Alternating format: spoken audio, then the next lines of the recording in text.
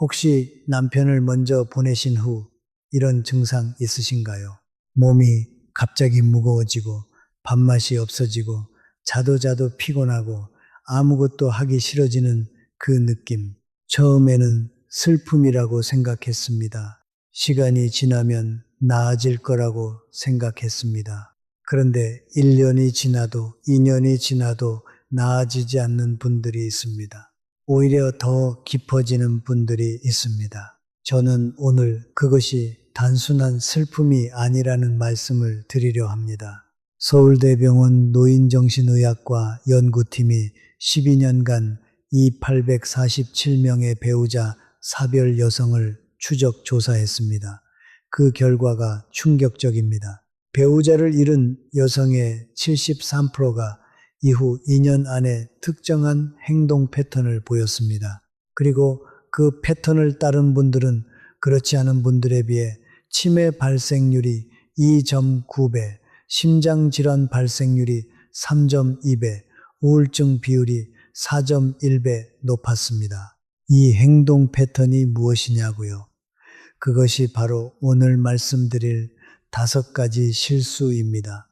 저는 오늘 이것을 반드시 말씀드려야 한다고 생각했습니다. 왜냐하면 이 실수들은 나쁜 마음에서 비롯된 것이 아니기 때문입니다. 두려움에서, 슬픔에서, 그리고 아무도 제대로 알려주지 않았기 때문에 저지르게 되는 실수들입니다. 실수라는 말이 좀 강하게 들리실 수 있어요. 하지만 잠깐만 들어보세요. 이것은 여러분을 탓하려는 것이 절대 아닙니다. 이것은 여러분이 같은 함정에 빠지지 않기를 바라는 마음에서 드리는 말씀입니다. 오늘 이 영상을 끝까지 보시면 앞으로 남은 시간을 어떻게 살아야 할지가 분명히 보이실 겁니다. 저는 지식한상입니다. 오늘도 여러분의 건강한 노후를 위해 진심을 다해 준비했습니다. 오늘 말씀드릴 내용을 먼저 간단히 소개해 드리겠습니다. 첫 번째는 자녀를 감정의 그릇으로 삼는 실수입니다. 두 번째는 재정의 주도권을 내려놓는 실수입니다. 세 번째는 스스로 세상과 담을 쌓는 실수입니다. 네 번째는 몸을 자신의 것이 아닌 듯 방치하는 실수입니다. 그리고 다섯 번째는 아직 남아있는 삶의 이야기가 끝났다고 선언하는 실수입니다. 그리고 오늘 특별히 보너스 하나를 더 준비했습니다. 이 보너스가 앞에 5가지 전부를 가능하게 만드는 가장 근본적인 열쇠입니다. 많은 분들이 궁금해 하십니다. 왜 어떤 분들은 남편을 잃은 뒤에도 더 단단해지고 어떤 분들은 같이 무너지는지를요. 오늘 그 차이를 알려드리겠습니다. 자, 시작하겠습니다. 첫 번째 실수입니다. 자녀를 감정의 그릇으로 삼는 것. 여러분, 잠깐 생각해 보십시오. 남편이 세상을 떠난 뒤 하루에 자녀에게 몇 번이나 연락하십니까? 전화할 때 주로 어떤 이야기를 하시나요? 오늘 뭐 했어? 잘 지내니? 하는 안부 전화인지요? 아니면 외롭다, 힘들다, 아무도 없다는 말인지요? 이 2가지 완전히 다릅니다. 2023년 한국가족학회 발표에 따르면 배우자를 잃은 어머니를 둔 성인 자녀의 68%가 어머니 전화를 받기 전에 심리적 부담을 먼저 느낀다고 답했습니다. 68%입니다.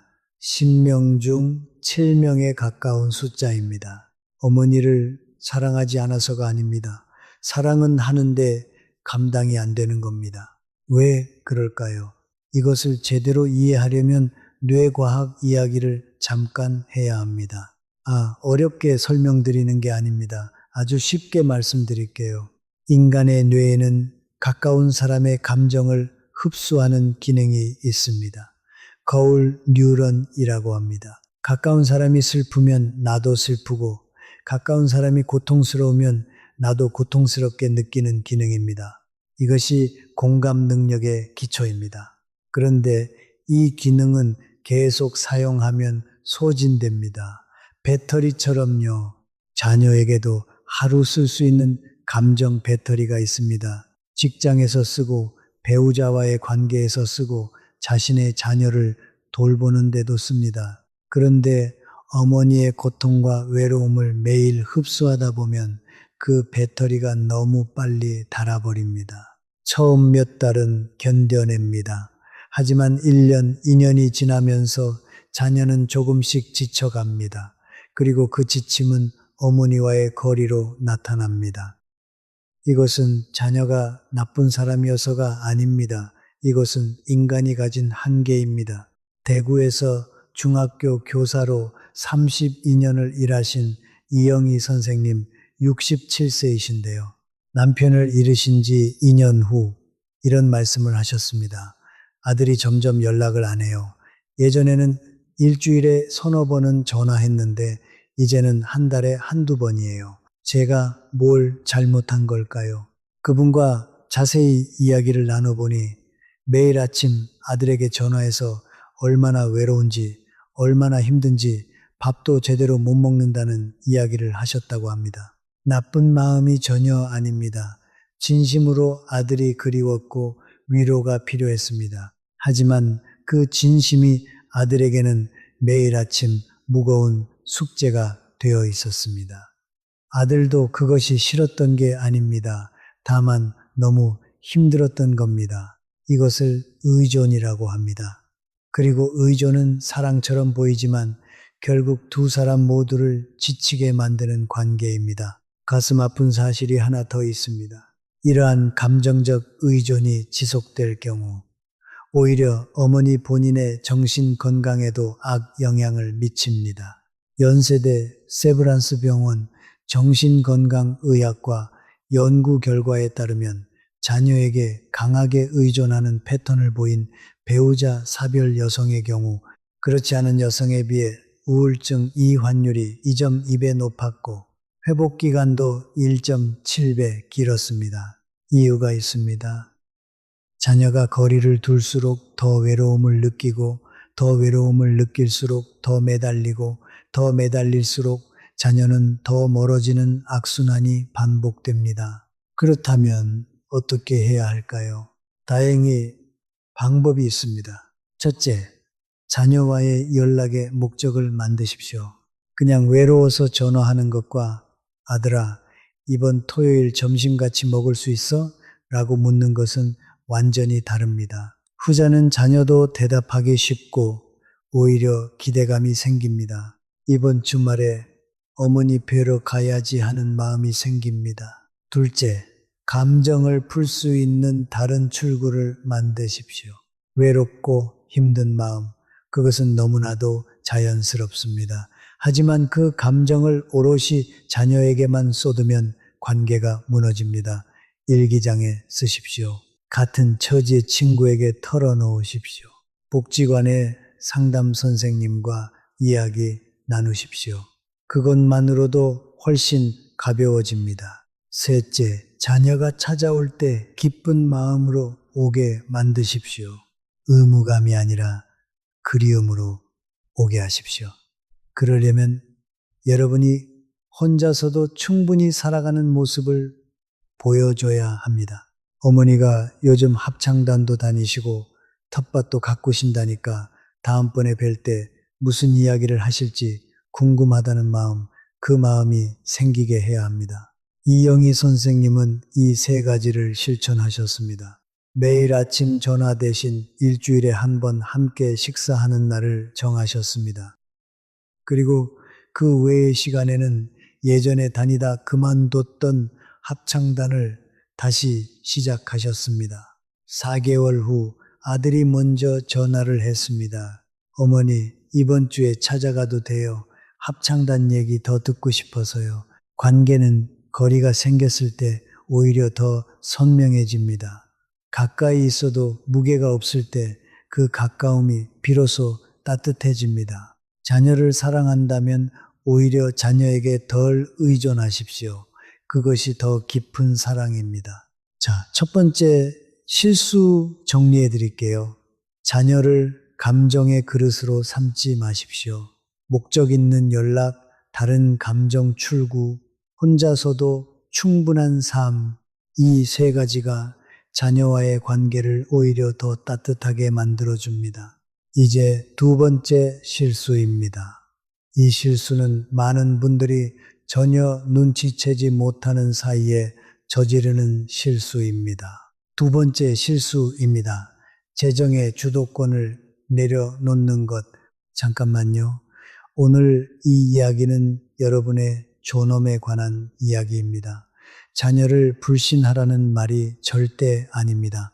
먼저 이것을 분명히 말씀드리고 시작하겠습니다. 국민건강보험공단의 2023년 조사 결과입니다. 65세 이상 여성 중 재정을 직접 관리하는 비율이 31%가 합니다. 나머지 69%는 자녀 또는 다른 가족에게 재정 관리를 맡기고 있습니다. 여기서 정말 놀라운 사실이 있습니다. 재정을 스스로 관리하는 여성과 그렇지 않은 여성의 정신건강 점수를 비교했더니 어떤 결과가 나왔을까요? 스스로 관리하는 그룹이 37%더 높았습니다. 또한 인지기능 저하 속도도 1.8배 더 느렸습니다. 왜 그럴까요? 왜 돈 관리와 치매가 연결될까요? 이것을 이해하려면 돈이 무엇인지를 다시 생각해야 합니다. 돈은 단순한 숫자가 아닙니다. 돈은 선택입니다. 오늘 친구를 만나러 갈 수 있는지, 병원을 갈 수 있는지, 손자에게 용돈을 줄 수 있는지, 이 모든 것에 돈이 연결되어 있습니다. 그 선택권이 없다는 것은 자신의 삶 안에서 손님이 된다는 뜻입니다. 인간의 뇌는 자율성이 있을 때 활성화됩니다. 내가 결정한다는 느낌, 내 의지로 무언가를 한다는 느낌, 이것이 뇌를 건강하게 유지시키는 핵심 자극입니다. 반대로 아무것도 결정할 수 없는 상태가 오래 지속되면 뇌는 점점 작아집니다. 문자 그대로 뇌의 전두엽 활동이 감소하기 시작합니다. 청주에 사시는 장순옥 선생님 73세이신데요. 퇴직 후 은행에서 27년 일하셨던 분입니다. 남편이 세상을 떠나신 후 아들 부부와 함께 살게 되셨습니다. 편의상 재산 관리는 아들이 맡게 되었고요. 처음 몇 해는 괜찮았습니다. 하지만 시간이 지나면서 조금씩 달라지기 시작했습니다. 오래된 친구를 만나러 가려면 아들에게 교통비를 받아야 했습니다. 병원을 가고 싶어도 거기는 비싸다는 말을 들었습니다. 어느 날 손자에게 용돈을 주셨다가 며느리한테 그 돈 어디서 난 거예요? 하는 말을 들으셨습니다. 선생님이 나중에 이런 말씀을 하셨습니다. 내 집 같지 않아요. 내 돈인데 내 돈 같지가 않아요. 은행에서 27년 동안 일하신 분이 자기 이름으로 된 통장을 마음대로 쓸 수 없게 된 겁니다. 이것은 장순옥 선생님 아들이 나쁜 사람이어서가 아닙니다. 인간은 어떤 상황에 놓이면 자신의 편의를 먼저 생각하게 되어 있습니다. 그것이 인간의 본성입니다. 비난할 수 없습니다. 하지만 그 본성을 알고 스스로를 지키는 것이 지혜입니다. 통계를 하나 더 말씀드릴게요. 한국 65세 이상 여성의 빈곤율은 OECD 국가 중 최상위권입니다. 이유는 복합적이지만 그중 하나가 분명히 있습니다. 많은 여성들이 평생 가정을 위해 일했음에도 불구하고 정작 노후에 자신의 이름으로 된 재산을 갖지 못한 채 다른 사람의 결정에 의존해야 하는 상황에 놓인다는 것입니다. 이것은 개인의 잘못이 아닙니다. 하지만 이제라도 바꿀 수 있다면 바꾸어야 합니다. 그렇다면 구체적으로 어떻게 해야 할까요? 세 가지를 기억하십시오. 첫째, 지금 당장 내 이름으로 된 통장에 얼마가 있는지 파악하십시오. 복잡한 투자를 배우라는 게 아닙니다.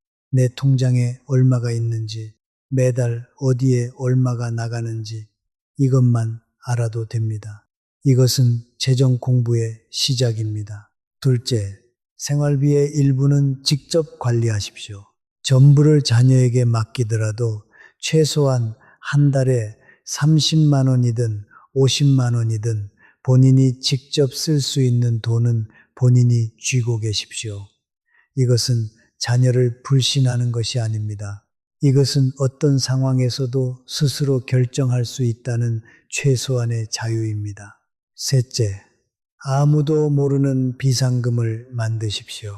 병원을 혼자 가야 할 때, 갑자기 오래된 친구가 보고 싶을 때, 그 돈이 있다는 사실만으로도 마음이 달라집니다.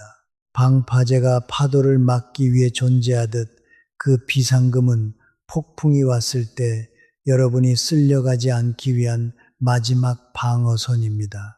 서울 아산병원 노인의학과 전문의는 이런 말씀을 하셨습니다. 가장 빠르게 회복하고 건강하게 지내는 환자분들의 공통점이 있습니다. 바로 자신이 결정할 수 있는 영역이 있다는 사실을 아는 분들입니다. 장순옥 선생님은 결국 아들과 진지하게 이야기를 나누셨습니다. 그리고 따로 본인 명의의 생활비 통장을 만드셨습니다. 처음에는 어색하셨다고 합니다. 하지만 한 달이 지나자 달라졌다고 하셨습니다. 다시 내 삶 같은 느낌이에요. 돈을 지키는 것은 가족을 불신하는 것이 아닙니다. 그것은 어떤 상황에서도 내가 서 있을 수 있는 땅을 유지하는 일입니다. 그것은 나는 아직 내 삶의 주인이다 하는 가장 조용하지만 가장 단호한 선언입니다. 두 번째 실수 정리해 드리겠습니다. 재정의 주도권을 내려놓지 마십시오. 내 통장 파악, 직접 관리하는 생활비, 비상금, 이 세 가지가 여러분의 존엄을 지킵니다.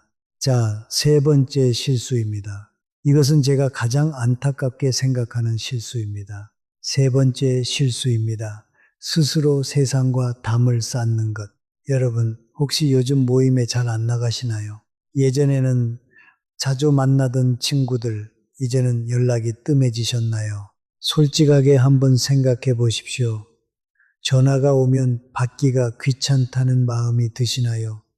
사람 만나는 게 피곤하다는 마음이 드시나요?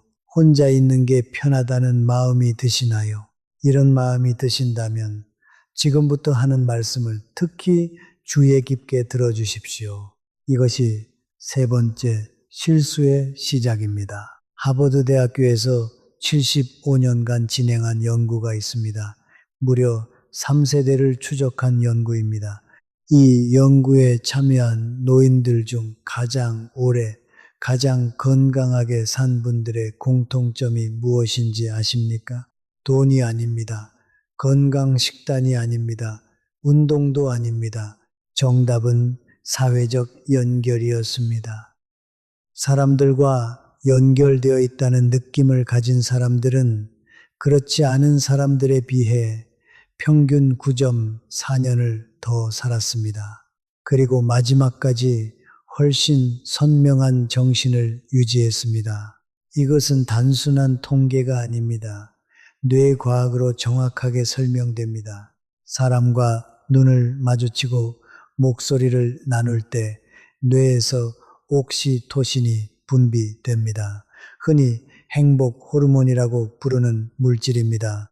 이 물질이 뇌세포를 보호하고 심장을 건강하게 만들고 면역력을 높입니다. 반대로 이 연결이 끊어지면 뇌는 위험 신호를 받습니다. 혼자라는 상태를 위기로 인식합니다. 그러면 스트레스 호르몬인 코르티솔이 증가합니다. 혈압이 올라가고 몸 안의 염증 수치가 높아지고 잠을 자도 개운하지 않고 식욕이 없어집니다.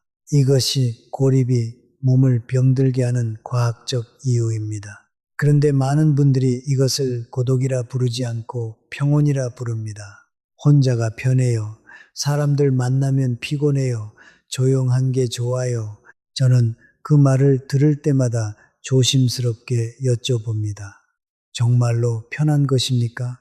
아니면 더 이상 상처받고 싶지 않아서 먼저 문을 닫아버린 것은 아닌가요? 광주에 사시는 박정숙 선생님 71세이신데요. 평생 텃밭을 가꾸시고 이웃들과 가깝게 지내시던 분입니다. 남편을 잃으신 후 모임을 하나씩 끊기 시작하셨습니다. 처음에는 몸이 좋지 않아서, 그 다음에는 교통이 불편해서, 나중에는 그냥 연락을 받지 않으셨습니다. 1년이 지나자 전화하는 사람이 줄었습니다. 2년이 지나자 거의 아무도 연락하지 않게 되었습니다. 선생님이 저에게 이렇게 말씀하셨습니다. 다들 떠난 것 같아요. 다들 저를 잊은 것 같아요. 저는 조심스럽게 여쭤봤습니다. 먼저 문을 닫은 것은 누구였습니까? 선생님은 한참 동안 아무 말도 하지 못하셨습니다. 고립은 소리 없이 찾아옵니다. 어느 날 갑자기 혼자가 되는 것이 아닙니다. 한 번의 약속을 거절하고, 한 번의 연락을 미루고, 한 번의 만남을 피하는 것이 쌓이고 쌓여 어느 순간 주변에 아무도 없게 됩니다. 그리고 그때 가서야 비로소 깨닫게 됩니다. 내가 평온을 선택한 것이 아니라 세상으로부터 천천히 사라지고 있었다는 것을요. 한 가지 더 말씀드릴게요.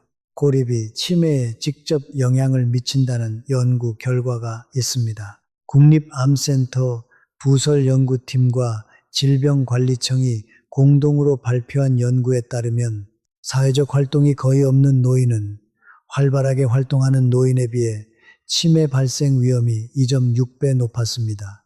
또한 고립된 상태에서는 뇌의 해마, 그러니까 기억을 담당하는 부위의 세포 수가 매년 평균 1.4% 감소하는 것으로 나타났습니다. 반면 사회적으로 활발한 그룹은 그 감소 속도가 0.6%에 그쳤습니다. 이것은 단순한 외로움의 문제가 아닙니다.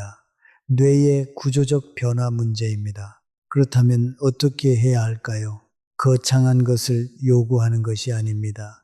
작은 것부터 시작하시면 됩니다. 첫째, 오늘 당장 오래된 친구 한 명에게 먼저 연락하십시오. 어색할 수 있습니다. 연락이 끊긴 지 오래됐을 수 있습니다. 하지만 대부분의 경우 상대방도 먼저 연락하고 싶었지만 눈치가 보였던 겁니다. 먼저 손 내미는 사람이 이깁니다. 둘째, 정기적으로 나갈 수 있는 곳을 하나 만드십시오. 동네 복지관, 문화센터 강좌, 종교 모임, 무엇이든 괜찮습니다. 매주 같은 시간, 같은 장소에서 같은 얼굴을 보는 것만으로도 뇌는 연결을 느낍니다. 셋째, 깊은 대화가 아니어도 됩니다. 공원 벤치에서 매일 마주치는 이웃에게 오늘 날씨 좋네요 하고 한마디 건네는 것, 그 작은 연결이 쌓이면 삶이 달라집니다. 누군가 내 존재를 알고 있다는 것, 내가 오지 않으면 걱정해 줄 사람이 한 명 있다는 것, 그것만으로도 사람은 다음날 아침 눈을 뜰 이유를 갖게 됩니다. 박정숙 선생님은 용기를 내서 동네 텃밭 공동 모임에 참여하셨습니다. 처음에는 식물이나 키워보자는 마음이었다고 합니다.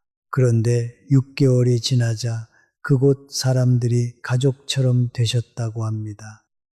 지금도 매주 화요일 오전에 그분들과 밭에 나가신다고 합니다. 이영희 선생님도 비슷한 말씀을 하셨습니다. 합창단을 다시 시작하고 나서 가장 먼저 달라진 것이 아침에 일어나는 것이 덜 힘들어졌다는 거라고요. 이유가 있습니다. 뇌가 기대하는 것이 생겼기 때문입니다. 문은 안에서도 열 수 있습니다. 두렵더라도 먼저 여십시오. 봄은 열린 문으로만 들어옵니다. 세 번째 실수 정리해 드리겠습니다. 스스로 세상과 담을 쌓지 마십시오. 오래된 친구에게 먼저 연락, 정기적인 모임 하나, 작은 일상의 연결, 이 세 가지가 여러분의 뇌를, 몸을, 마음을 살립니다. 이제 네 번째 실수입니다. 이것은 눈에 가장 잘 보이는 실수이면서 동시에 가장 빠르게 건강을 무너뜨리는 실수입니다. 네 번째 실수입니다. 몸을 자신의 것이 아닌 듯 방치하는 것. 여러분, 오늘 아침밥 드셨습니까? 혼자 먹는데 뭘 차리겠어요? 하시면서 과자 몇 개나 빵 하나로 때우신 분 계십니까? 병원에 가야 하는데 자식 부르기 미안해서 아니면 별거 아니겠지 하면서 미루고 계신 분 계십니까? 이것이 네 번째 실수입니다. 질병관리청의 최근 발표에 따르면 배우자 사별 후 1년 이내에 건강검진을 받지 않은 여성은 받은 여성에 비해 주요 질병 발견이 평균 2.4년 늦어졌습니다. 그 2.4년의 차이가 얼마나 큰지 아십니까? 같은 암이라도 2년 일찍 발견하면 완치율이 2.7배 높아집니다. 그리고 이것보다 더 중요한 사실이 있습니다. 서울대학교 의과대학 노인의학 연구팀이 67세에서 79세 사이 여성 일 247명을 5년간 추적했습니다. 그 결과 규칙적인 식사와 가벼운 운동을 유지한 그룹은 그렇지 않은 그룹에 비해 인지기능 저하가 63% 적었습니다. 치매 발생률이 2.1배 낮았습니다. 여기서 주목해야 할 점이 있습니다. 이 연구에서 말하는 운동은 격렬한 운동이 아닙니다. 하루 20분에서 30분 걷기가 전부였습니다. 즉, 거창하지 않아도 됩니다. 많은 분들이 몸 돌보기를 멈추는 이유가 있습니다.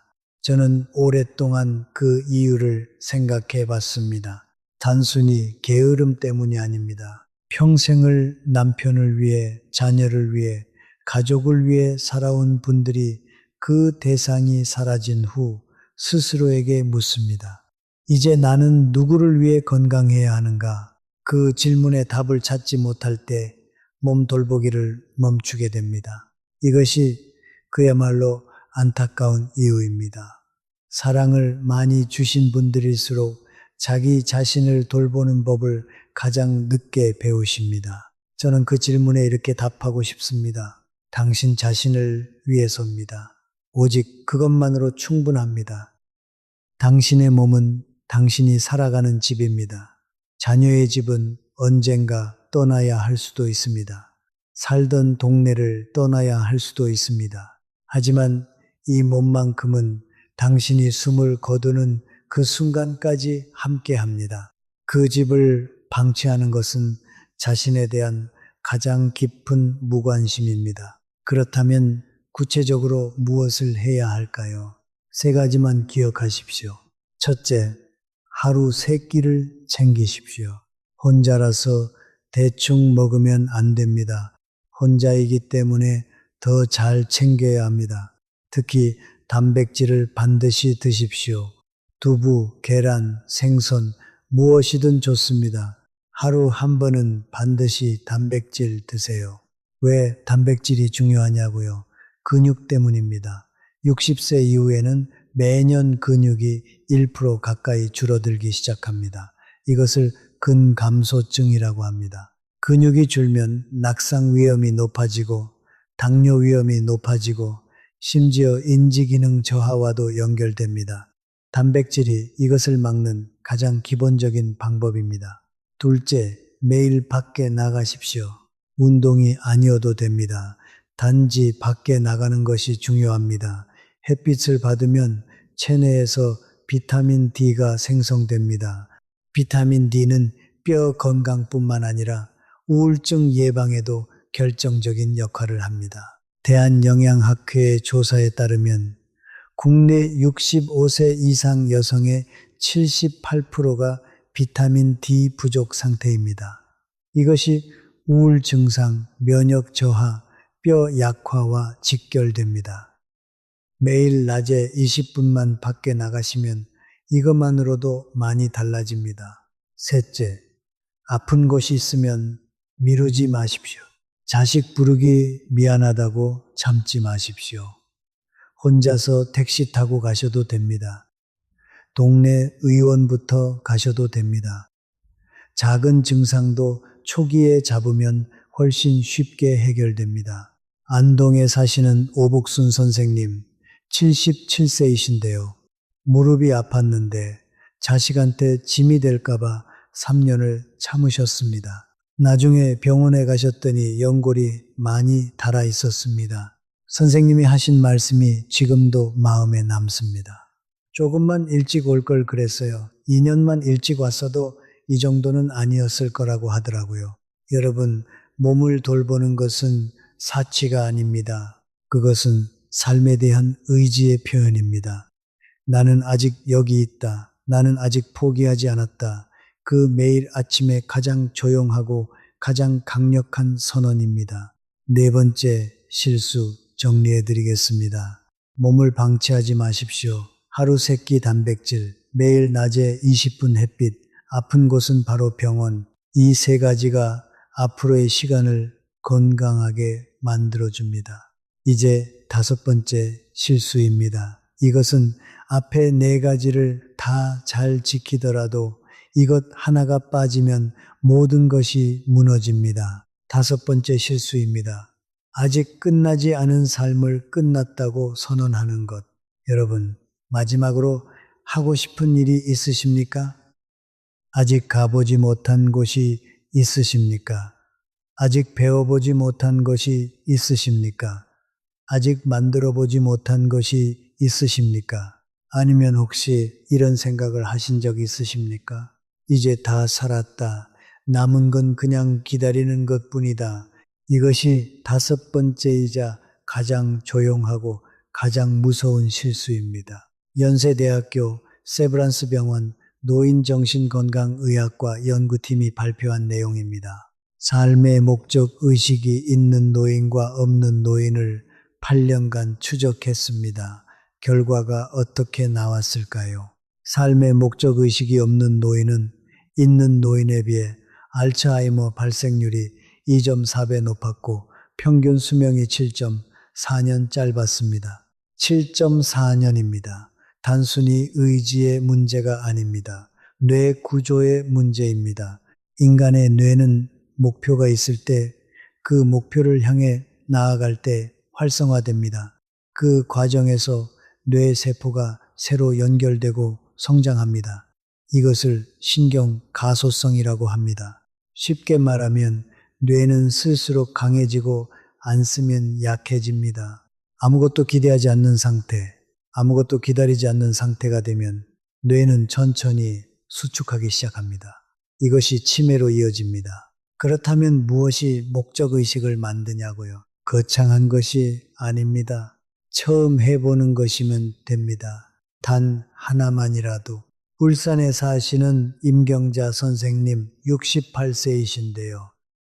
남편을 잃으신 후 거의 2년 가까이 집에만 계셨습니다. 아무 의욕이 없으셨다고 합니다. 밥도 잘 안 드시고 잠도 잘 못 주무시고 그런데 어느 날 딸이 동네 복지관 수채화 강좌를 신청해 줬습니다. 마지못해 가셨다고 합니다. 처음에는 붓을 잡는 것도 어색하고 색을 섞는 것도 어려우셨다고요. 그런데 석 달 후 선생님이 이런 말씀을 하셨습니다. 화요일 아침이 기다려져요. 처음으로 내가 무언가를 기다리게 됐어요. 뇌과학적으로 설명하면 그 화요일 아침이라는 기대가 도파민을 분비시킵니다. 도파민은 의욕과 기대감의 호르몬입니다. 이것이 뇌를 살아있게 만듭니다. 1년 후 선생님은 작은 전시회에 자신의 그림을 내셨습니다. 그림 아래에 작은 메모가 적혀 있었습니다. 저 아직 살아있나 봐요. 그 메모를 보고 눈시울이 뜨거워지셨다는 분들이 많으셨다고 합니다. 삶은 명사가 아닙니다. 동사입니다. 살아있는 것이 아니라 살아가는 것입니다. 숨을 쉬고 있다는 사실만으로 삶이 완성되지 않습니다.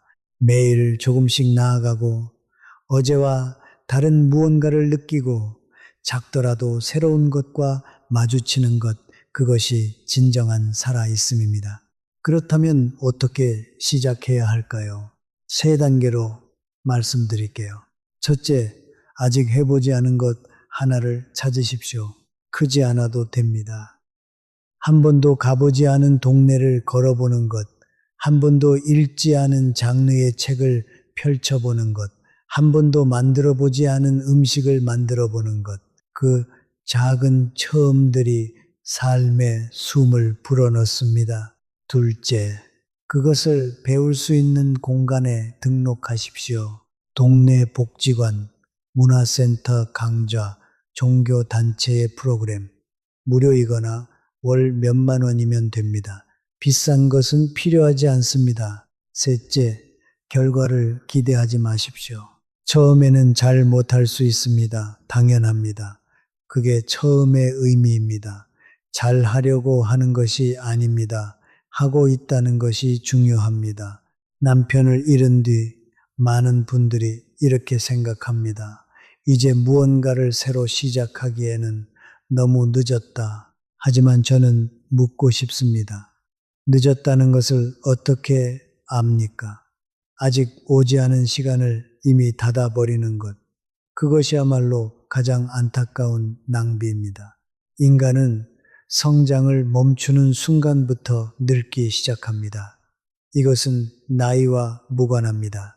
의지가 있는 한 성장은 언제나 가능합니다. 임경자 선생님의 이야기는 계속됩니다. 수채화를 시작하신 지 1년 반이 지난 지금 선생님은 매주 화요일 강좌에 나가실 뿐만 아니라 강좌에서 만난 친구와 매달 한 번씩 가까운 소도시 나들이를 가십니다. 딸이 말했다고 하십니다.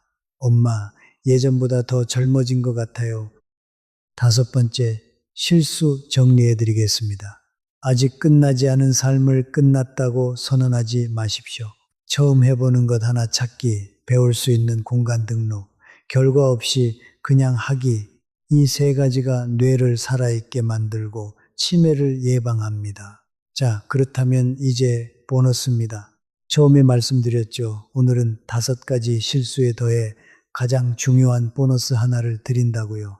이것을 모르면 앞에 5가지를 다 실천해도 언젠가 흔들립니다. 바로 자기 자신과 화해하는 방법입니다. 오래 살다 보면 후회가 쌓입니다. 더 잘해줄 수 있었는데, 더 일찍 말했어야 했는데, 그때 다른 선택을 했더라면 하는 생각들이 새벽에 찾아옵니다. 많은 분들이 그 후회를 안고 살아가면서 스스로를 벌하십니다. 내가 잘못해서 이렇게 됐다고, 내가 더 잘했더라면 어땠을까 하고요. 하지만 저는 오늘 분명히 말씀드립니다. 당신은 그 시간에 당신이 할 수 있는 최선을 다했습니다. 20대에 30대처럼 알 수 없고 30대에 40대처럼 알 수 없습니다. 지금의 눈으로 과거를 판단하는 것은 공정하지 않습니다.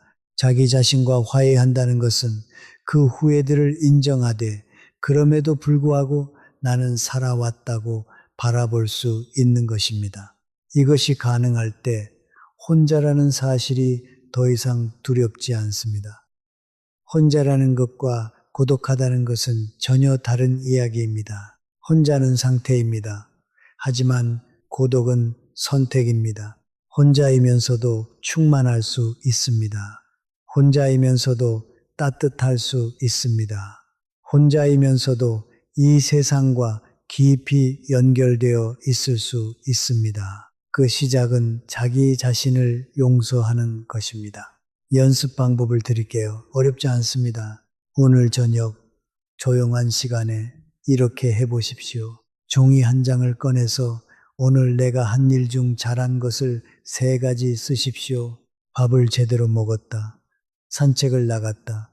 친구에게 전화했다. 아무리 작아도 됩니다. 이것이 매일 반복될 때 뇌는 자신에 대한 긍정적인 패턴을 배우기 시작합니다. 이것을 심리학에서는 자기 효능감이라고 합니다. 내가 할 수 있다는 믿음, 이것이 쌓이면 삶 전체의 방향이 바뀝니다. 이미 언급해드린 분들이 공통으로 하신 말씀이 있습니다. 이영희 선생님도, 장순옥 선생님도, 박정숙 선생님도, 임경자 선생님도 모두요, 변화가 시작된 것은 거창한 결심 때문이 아니었다고요. 그냥 오늘 하루 한 가지를 해봤을 뿐인데 그게 다음 날로 이어졌다고요. 그 작은 하나가 전부입니다. 한 가지만 기억하십시오. 지금 이 순간 이 영상을 보고 있다는 사실 자체가 아직 당신 안에 살아가려는 의지가 있다는 증거입니다. 그 의지를 믿으십시오. 자, 이제 오늘 말씀드린 것 전체를 정리해 드리겠습니다. 오늘 우리가 함께 알아본 5가지 실수와 그 해결책입니다. 첫 번째, 자녀를 감정의 그릇으로 삼지 마십시오. 목적 있는 연락, 다른 감정 출구, 혼자서도 충분한 삶, 이 3가지가 자녀와의 관계를 오히려 더 깊고 따뜻하게 만들어줍니다. 두 번째, 재정의 주도권을 내려놓지 마십시오. 내 통장 파악, 직접 관리하는 생활비, 비상금, 이 3가지가 여러분의 존엄을 지킵니다. 세 번째, 스스로 세상과 담을 쌓지 마십시오. 오래된 친구에게 먼저 연락, 정기적인 모임 하나, 작은 일상의 연결, 이 3가지가 여러분의 뇌와 몸과 마음을 살립니다. 네 번째, 몸을 방치하지 마십시오. 하루 3끼 단백질, 매일 낮에 20분 햇빛, 아픈 곳은 바로 병원. 이 3가지가 앞으로의 시간을 건강하게 만들어줍니다. 다섯 번째, 아직 끝나지 않은 삶을 끝났다고 선언하지 마십시오. 처음 해보는 것 하나, 배울 수 있는 공간, 결과 없이 그냥 하기. 이 3가지가 뇌를 살아있게 만들고 치매를 예방합니다. 그리고 보너스, 자기 자신과 화해하십시오. 오늘 잘한 것 3가지 쓰기. 이것이 모든 것의 기초입니다. 오늘 이 6가지를 한꺼번에 다 하려고 하지 마십시오. 딱 하나만 고르십시오. 오늘 당장 할 수 있는 것 하나만요. 그것을 내일도 하고 모레도 하십시오. 그 반복이 여러분의 삶을 바꿉니다. 남편이 떠난 뒤 혼자 남겨진다는 것, 그것은 삶의 끝이 아닙니다. 오랫동안 타인을 위해 살아온 여러분이 처음으로 온전히 자기 자신을 위해 살 수 있는 시간이 열린 것입니다. 그 시간을 두려워하지 마십시오. 그 시간을 낭비하지 마십시오. 그 시간을 여러분답게 채우십시오. 여러분이 걸어온 길이, 여러분이 버텨온 세월이, 여러분이 사랑하고 또 상처받으며 살아온 그 모든 날들이 이미 여러분을 충분히 강한 사람으로 만들었습니다. 오늘 영상이 도움이 되셨다면 좋아요와 구독 부탁드립니다. 더 많은 분들께 이 정보가 전달될 수 있도록 함께 해주세요.